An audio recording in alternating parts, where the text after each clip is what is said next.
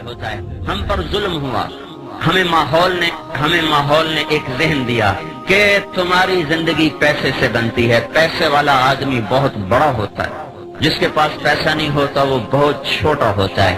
یہ ہمارا ذہن بنا. ماں باپ نے بنایا, استادوں نے بنایا, اسکول نے بنایا, کالج نے بنایا, یونیورسٹیوں نے بنایا, بازار نے بنایا, باہر میں بنایا, کھیتوں میں بنا, اسمبلیوں میں بس ایک چیز بنی کہ پیسہ اور عہدہ اور منصب اور سواریاں اور گاڑیاں, یہ ہماری زندگی کی بڑائی ہے. یہ نہیں تو ہم چھوٹے, یہ ہے تو ہم بڑے.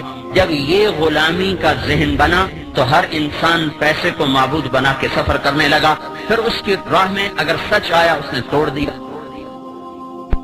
نماز آئی اس نے چھوڑ دی, سنت آئی اس نے چھری چلا دی, نبی کا طریق آیا اس نے اکھاڑ کے پھینک دیا. اللہ کی طرف کو بڑھنے کی راہیں بھول کر وہ پیسے کی طرف بڑھتا چلا گیا, ادھر کی راہیں طے کرتا گیا اور اللہ پاک سے دور ہوتا چلا گیا. اور یہ اس کائنات کے زمین و آسمان کے رب کا فیصلہ ہے اور اعلان ہے کہ یہ دنیا دھوکے کا گھر ہے, یہ مچھر کا پر ہے, یہ مکڑی کا جالا ہے, یہ ٹوٹ جانے کی کائنات ہے, یہ متاع ہے, یہ قلیل ہے, یہ دھوکے دار الغرور ہے, یہ بیت العنکبوت ہے. کسراب بقیۃ یحسبہ الظمآن ماء, یہ ریت کا دکھتا ہوا پانی ہے. جتنا قریب جاؤ گے آگے تو دنیا کی دوڑ لگانے والے, وہ مال کے کو معبود بنا کر چلنے والے, وہ آہستہ آہستہ اللہ سے دور ہوتے چلے جاتے ہیں, اللہ کے حبیب سے دور ہوتے چلے جاتے ہیں. ان کے لیے سچ ایک بے معنی لفظ ہوتا ہے, صدق و امانت ان کے لیے مذاق ہوتا ہے, پاک دامنی اور تقدس ان کے لیے بے معنی الفاظ ہوتے ہیں. اللہ کا دین, اس کی شریعت, نبی کا طریقہ, اس کی سنت, یہ ان کے لیے بیکار الفاظ ہوتے ہیں. ان کی ڈکشنری میں ان الفاظ کا کوئی مطلب نہیں ہوتا. ان کے مطلب, ان کے مطالب, ان کے الفاظ, ان کی تعبیرات تمام کی تمام پیسے پر جا کر ختم ہوتی ہیں. وہ پیسے سے شروع ہوتی ہیں, پیسے پر ختم ہوتی ہیں.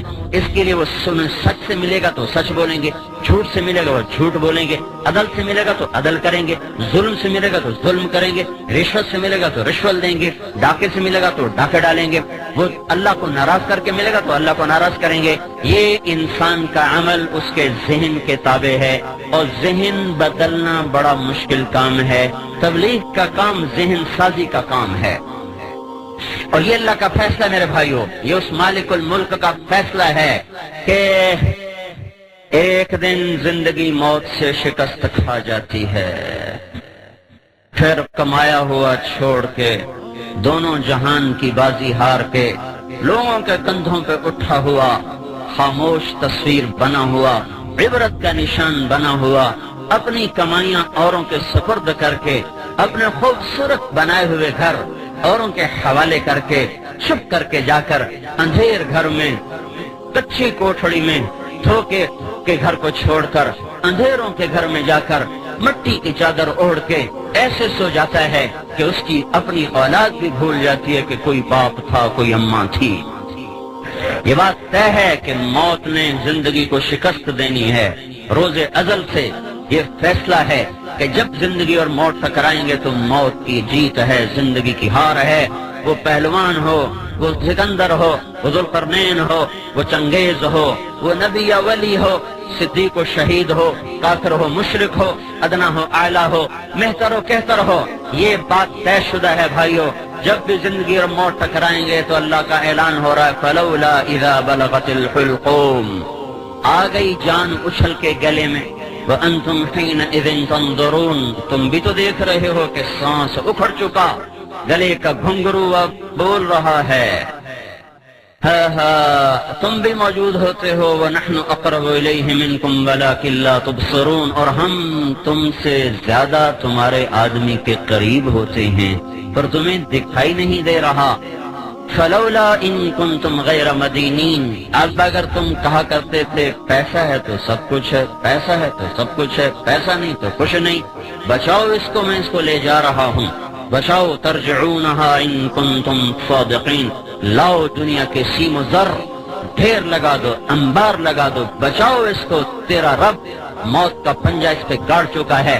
لاؤ اسباب زندگی کو اور لاؤ اسباب حیات کو, سارے ٹوٹ جائیں گے اور مکڑی کے جالے کی طرح تار تار ہو کر بکھر جائیں گے, اور موت اپنے بے رحم ہاتھوں کے ساتھ اس کو اس طرح اٹھائے گی, پھر ایسے مٹائے گی کہ یہ حرف غلط کی طرح دنیا کی تاریخ سے مٹتا چلا جائے گا. اور انسانیت بھول جائے گی کبھی کوئی تھا کبھی کوئی آیا تھا۔ اوروں کی تو کیا بات ہے، اپنی اولادیں بھول جاتی ہیں۔ میرے بھائیو، یہ ہی اس دنیا کا آخری انجام ہے۔ مال کی دوڑ لگانے والے سے دیوانہ دنیا میں کوئی نہیں، زمین آسمان میں اس سے بے وقوف انسان کوئی نہیں۔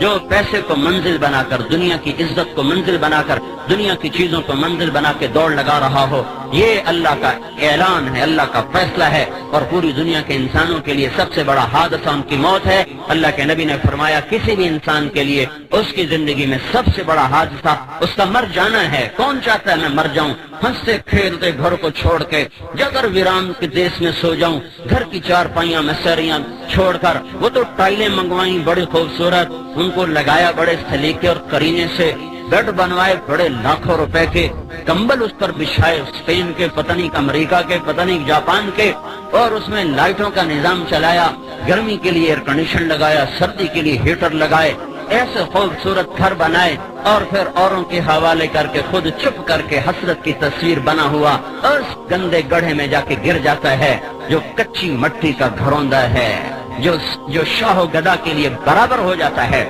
وہ کمکمے جو اس کے کمرے میں جلتے تھے، آج جاؤ دیکھو تو صحیح، دیکھو تو صحیح، آج دن میں بھی اندھیرے ہیں، رات میں بھی اندھیرے اور دن میں بھی اندھیرے۔ جسے کوئی لباس پسند نہیں آتا تھا، آج لٹھے کی چادر میں اٹھ کے جا رہا ہے۔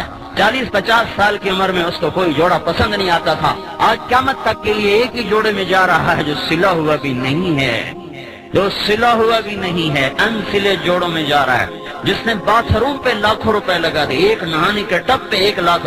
میں ایک مالدار کے گھر گیا، انہیں ٹب دیکھا کہ 1 لاکھ روپے کا ٹب آیا ہے۔ میں نے کہا تیرا بیڑا غرق ہو، تو اللہ کو جواب کیا دے گا؟